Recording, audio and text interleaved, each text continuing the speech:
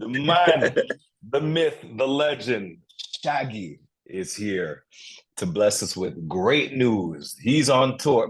But you don't stop work, man. You don't stop work. Like, bro. I want to tell you the truth. I have never worked a day in my life, to be honest with you. I mean, we call it work, but this is something that is a passion for me. You know what I mean? So I got into music business just for the aspect of touring. You know what I mean? Yeah. I got into it for the touring aspect of it. Not many artists announce two big tour events in a one. You understand what I mean? I say, like, you announced the TLC Shaggy Hot Summer Nights tour, which is, we are so excited in Toronto for that to get here. Yeah, but we're also talking about One Fine Day, that big concert in Philadelphia, which I cannot miss because I love the entire stage we have. Yeah, I mean, that is something that Sting and I just kind of cooked up, because they're bands that we like. I mean, you're living in an era now where it's so money driven. You know what I mean? If you look at the mainstream side of things, you know, each artist that is mainstream that you see, from a Harry Styles down to whatever, you know, in whatever genre, their rollout is like about $5 million per rollout. You know what I mean?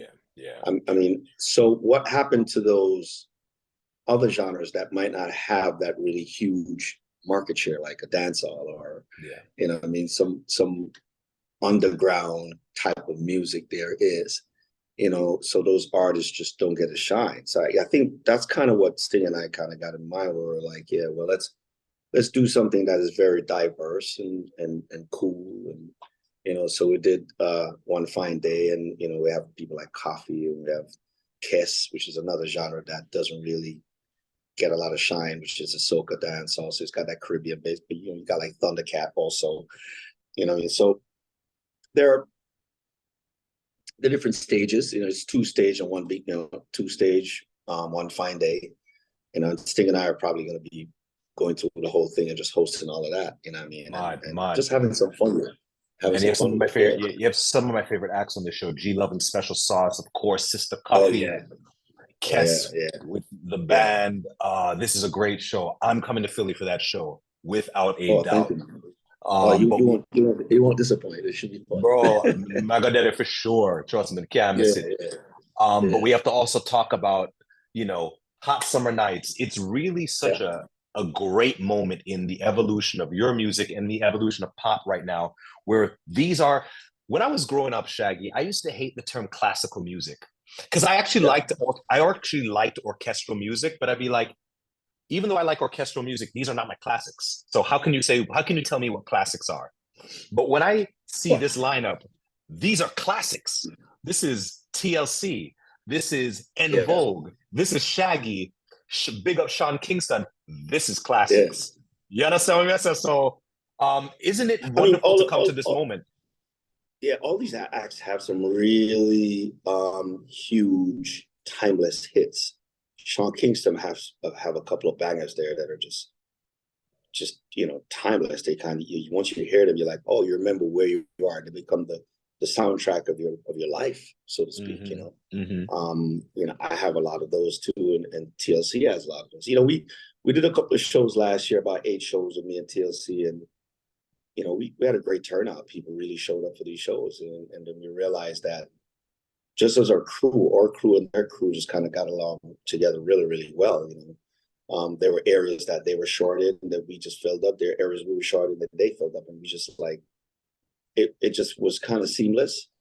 And they expressed touring with us, and we expressed touring with them. And it was like, well, let's put it together. And then Live Nation was like, well, hey, let's add some people to this and make it a really, really great package, which we were open to. And so they added Sean and then Vogue to it. And I was like, yo, man, this is, you know, I mean, who would not show up for that? Like, who would not go see this? You know what I'm saying? It's just like, it's summer, you know, we came up with the name Hot Summer Night. It just kind of works for all of us. And our first date is tomorrow. We're here now in Alabama. We're setting up, we're rigging, and we're working out our kinks. And it's going to be a swell. And it's nice just to see because for years reggae and dancehall was going on the same circuit. You know what I mean? Yeah, I mean, most of the venues that was done within the United States and even Europe are venues that has been, it's the same venues that was done by Gregory Isaac or Steel Pulse or it's just, Dennis Brown. See him, Yeah, and the same circuit, right? Yeah, see him circuit, and I just didn't want to be. I don't want to do that. I want to, and I get it. Not everybody has the privilege of doing that, but I do, and I want to start opening up markets like that. We just played into Fort Sill, Oklahoma the other day, and everybody was wondering, because that in Fort Sill at that point they only had country acts and rock acts, and now you're bringing a black Jamaican on Fort Sill, and you got the generals like, okay, is this going to work? We don't, what we always had. We had an incredible turnout, massive crowd. I posted on Instagram, and we broke a barrier. Now they know that this could work. So this is what we do.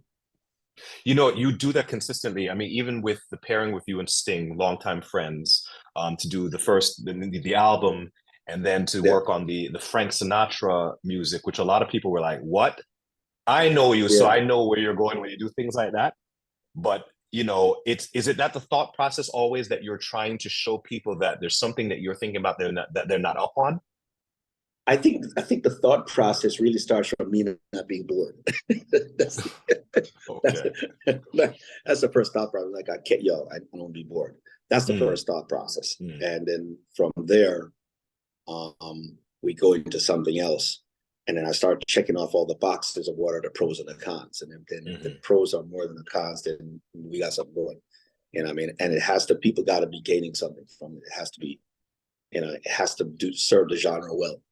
And because I find myself in the position of influence. Myself, Sean, a couple of people that are really in the position of influence on a global scale, that you're almost obligated to not fail the genre. You know what I'm saying? Wow. So everything I do is genre focused and how we could take that next step up. You know what I mean? And open. That's why if you look at a lot of records I'm doing now, I'm doing them with dancehall artists. And people are like, "Oh yeah, Shaggy, I try to go back another dance." No, I'm actually trying to use my platform to help them.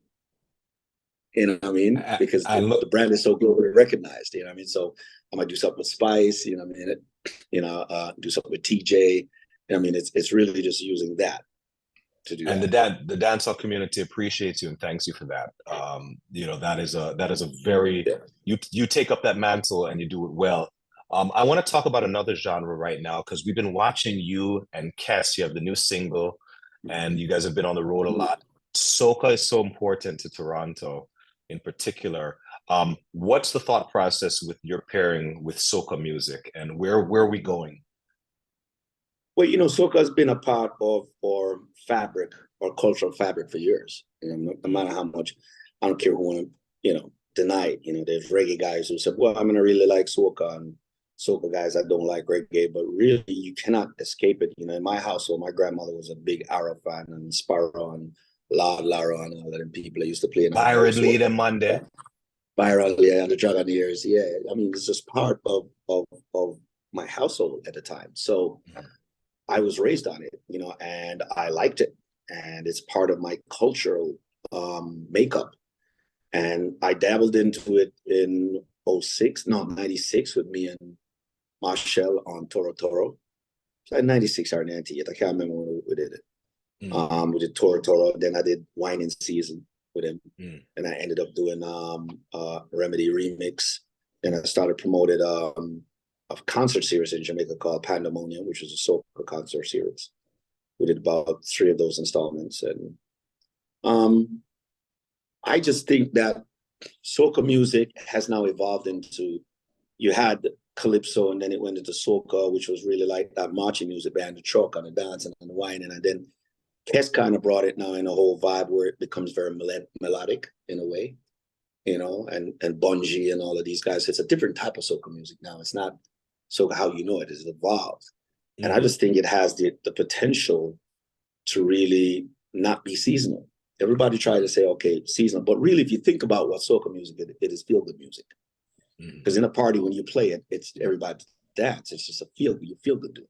100%. So why should we be pegging feel good music as seasonal? You don't want to feel good during a season. I kind of want to feel good just carnival, right? Yeah. So that's why we did mood, where I'm saying I'm in that mood, right? That's the energy I'll be on. I just feeling good. And I would like it to I'm not doing a soca record. I'm doing a feel good record. Okay. We're not gonna put labels on it because it's a soca. Yeah, I brought Kes in because it had that soca feel and that soca, if it's a hybrid. And Kes really came in and authenticated by saying, well, to really get that feel, it need the bottle and spoon, man. You want the bottle and spoon? I said, what, a bottle and spoon? And he took the bottle up and he hit the spoon on it. And he said, you see that groove right there? That's what you need in there. And he brought it home for me. You know what I mean? So we just made the production and brought it in. You know what I mean? So he's great that way. He brought that real shit to it. And now we have an opportunity to make a record that is not just a seasonal record, but can be played globally as a party record in Christmas and whenever it is, because it's just a feel-good song. Why, Kes is just an instrument as a person. Anytime I'm around Kes and I watch his process, whether in the studio or just on stage, he's a brilliant artist. He's an instrument. Like, he's incredible. Yeah, and he's an artist. I mean, him and I bumped head on a couple of things creatively, because he's such a creative, and I had to back off and be like, okay, this is your genre. You know what I mean? And even though I've had more of a global success, I was like, okay, culturally, I had to kind of back off. I'm like, okay, let me just follow your lead on this and just see how it goes. You know what I mean? Because he was headstrong about certain things that he wanted and certain vibe. And I was like, all right, cool. You know what I mean? And, he was right, because culturally it has to be right. You know what I mean? So go with it. Respect. And the two of you recently went viral because I think you did a stage performance, maybe the Today Show recently, or GMA, one of those in New York. Yeah, we did Tamron Hall, which was nice. It was Tamron, and she was absolutely loving it. Everyone's loving to see you guys on stage together. It was a great audience, it was a great show, and it was cool. Most of the comments I seen was like, wow, soca on mainstream TV, blah blah blah blah blah. I was like, all right, cool, it's kind of a cool vibe, just to get that energy. Well, I personally love seeing reggae dancehall, yourself, and soca together, because for so long it's always been these two opposing forces, and I don't understand people who fight against music. Music is a cultural expression. Don't fight against someone's expression.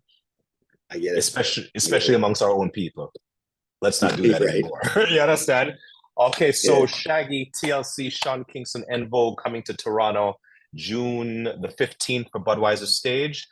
And then we're also going to see you in Philadelphia for One Fine Day. Fine Day, yes. We will definitely be there. Shaggy, look up for the gal in time with TJ.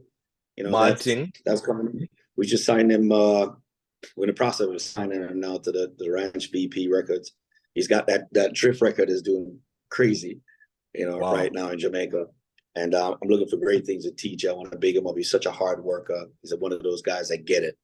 And I have a lot of love for that guy, man. He's just an amazing guy. And of course, Mood, Kes, and Shaggy. And there's a lot more things on the horizon. What I mean? We're gonna have some fun with this. Also, and listen, I feel like I would love to hear on an Afrobeats record. I mean, Afrobeats is having such a moment. Oh yeah, we got a couple of those. We got a couple of those. Yeah. All right, tell Shane Usang to start cook. Yeah, but we. I think we're Afrobeats. I'd rather do it with the authentic Afrobeats guys, because it's cultural. You know what I'm saying? Yeah. And I'm not. It'd be unfair for me to actually create something that's a hybrid within that culture. And not respect the culture. So I would rather do it with Afrobeat guys. And that's why you're a real one. So I have a couple of collaborations with a couple of, even Stoneboy had joined. Yeah, but Stoneboy is pretty, one sound is really dope. Absolutely. So, yeah. Yo, Shaggy, listen, big up. Come back to Toronto soon.